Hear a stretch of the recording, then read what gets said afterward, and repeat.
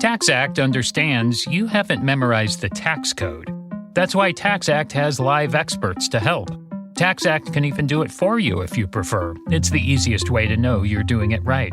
Well, other than going back to college and obtaining a bachelor's degree in accounting with a minor in finance, then interning somewhere and becoming fluent in all tax forms. But that might be hard to accomplish before tax day. So maybe just stick with TaxAct. TaxAct. Let's get them over with. Listen, all you New Yorkers.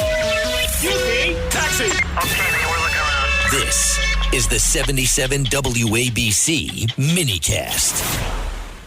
And everybody talking about this decision by a judge to sentence Sergeant Eric Duran of the NYPD, who was trying to protect other cops and citizens. It was during a drug bust, and a guy came by on an e-scooter riding in the wrong direction. He threw a cooler at him, so that guy couldn't head into the area of other officers and also civilians. The guy died. The guy was a gangbanger and also a drug dealer. And obviously, Eric Duran, the sergeant, felt bad that the guy died, but he also was trying to make a split-second decision to try to save the officers' lives. And a lot of people are talking about this horrible decision by a judge. We've talked about some of the crazy decisions that have happened against President Trump, but this judge in New York, it's a disgrace. And here's the statement from the Sergeants Benevolent Association saying, quote, "Today will forever be remembered as one of the darkest days in the history of our profession." It wasn't only Sergeant Duran, a great cop who was on trial. Every law enforcement officer who makes a split-second decision in the performance of their duties to protect the public was also on trial. And earlier on Katz and Cosby, we talked with Judge Richard Weinberg. And this is what he said about the judge's decision. He said he would have let the guy go. He wouldn't have even convicted him. Listen to this. Number one, if I was a judge trying this case, remember this is a bench trial. There's no jury. Oh, now you're going to talk about judges? Now I'll talk about this case. I would have acquitted him on both counts. Number two, if he was convicted, there's no reason with his roots to the community, with his diligent service all these years, an honored police officer, that you have to remand him. I would let him out pending the appeal. And he's talking about Sergeant Eric Duran, who was on the force for 13 years. Well, here is also Governor David Paterson, former governor of New York. And we asked him, what would you do if you were governor now? Because remember, the governor has unique powers. And this is what Governor Paterson, a Democrat, said. You haven't been governor in a few years. If you were governor right now, what would you do? I would have either commuted his sentence immediately so he didn't serve time and then just left the charges the way they were, or I would have pardoned him.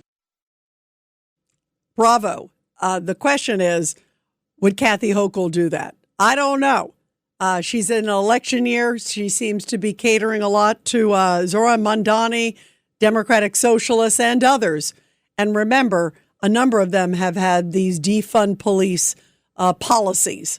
That's putting it mildly. It's a tough year to be a cop. And this needs to be called out. This needs to be won on appeal. This needs to be, hopefully, maybe the governor will do the right thing. That would be a good thing. Well, joining us now is Norman Seabrook. He was president of the Correction Officers Benevolent Association for many years and a great former law enforcement officer. Norman, thank you so much for joining us here on the show, on the Rita Cosby Show. Norm, fill us in on what's sort of the latest. And first, your reaction to this just terrible decision, I think, by the judge. Well, Rita, first and foremost, thank you for having me. And I think the first thing that the governor of the state of New York will not do is she will not make a move because she's worried about reelection and allowing herself to be separated from the Black and Latino community. So that's number one.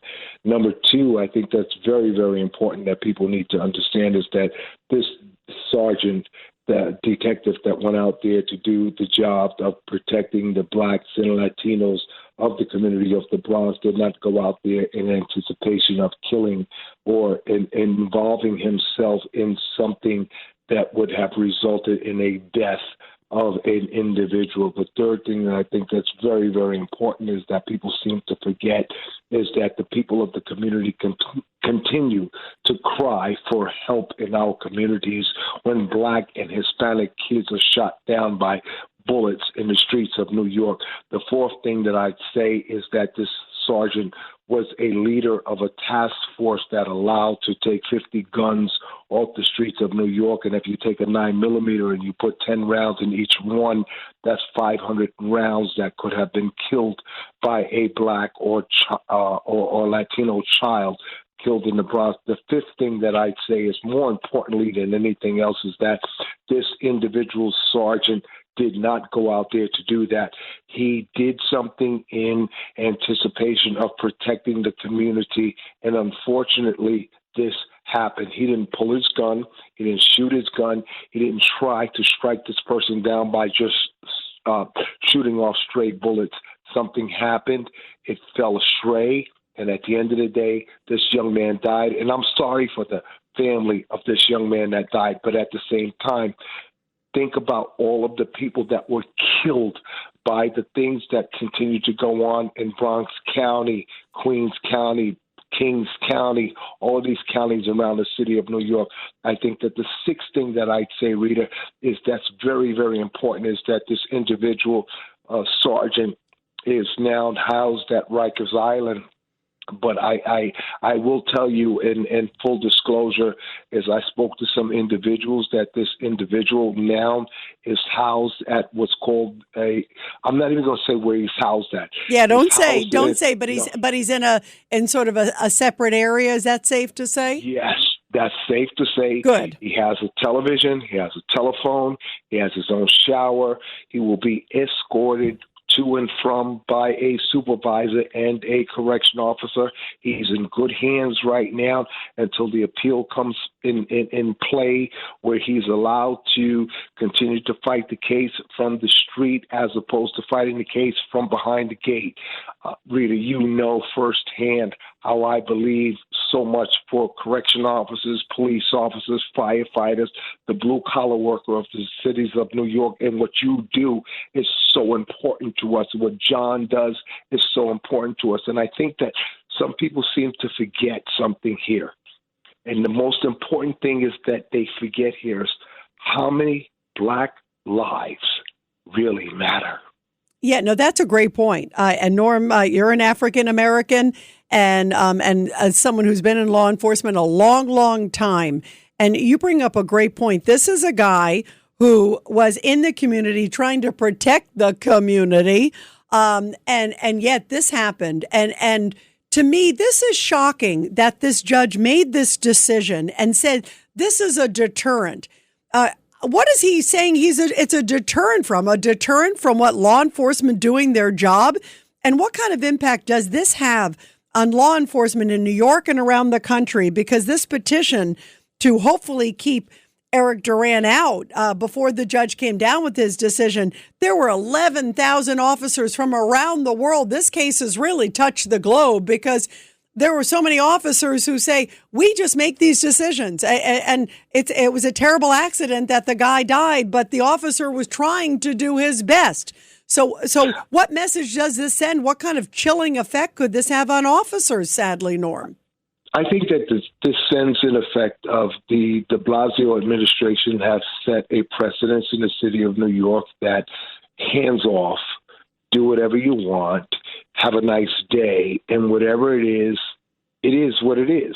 But you see, the problem that we're faced with in the city of New York is that people forget safety and security is number one.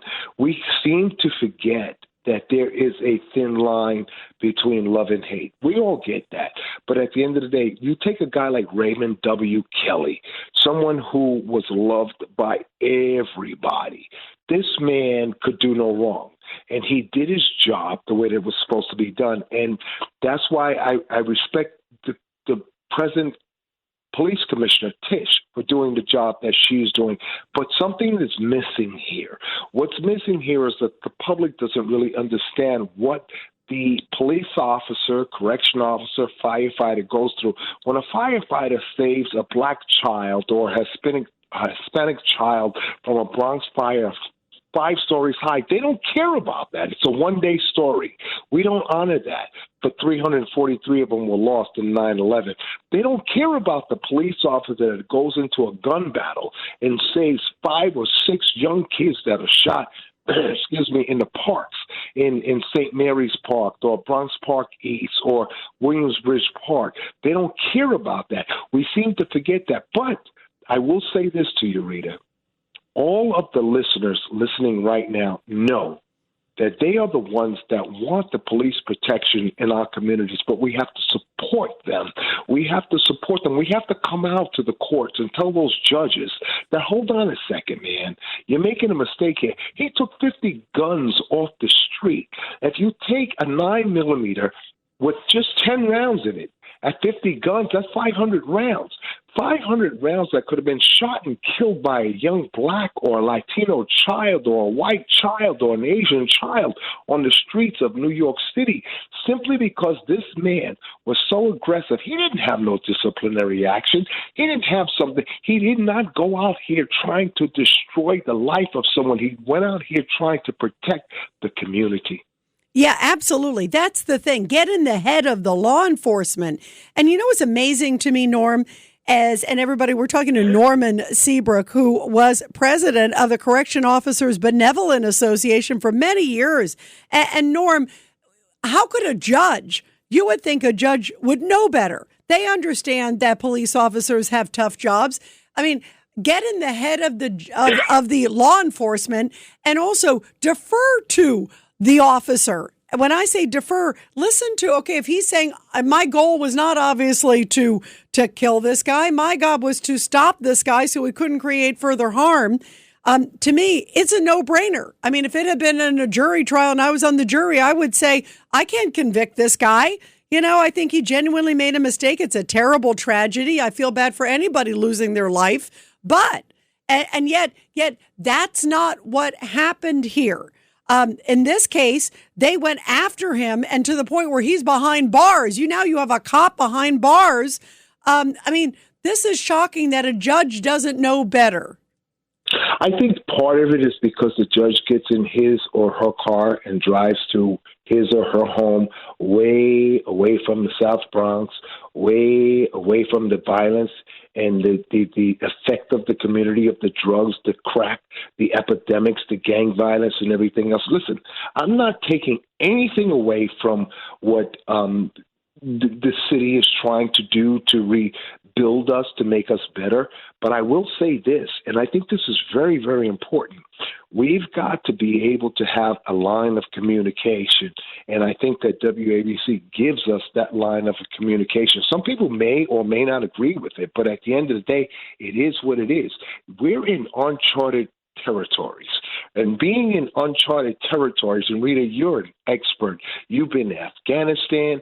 You've watched people be executed. You've been there, done that already. And people don't understand that. And the reason why they don't understand that because they never heard that from us before.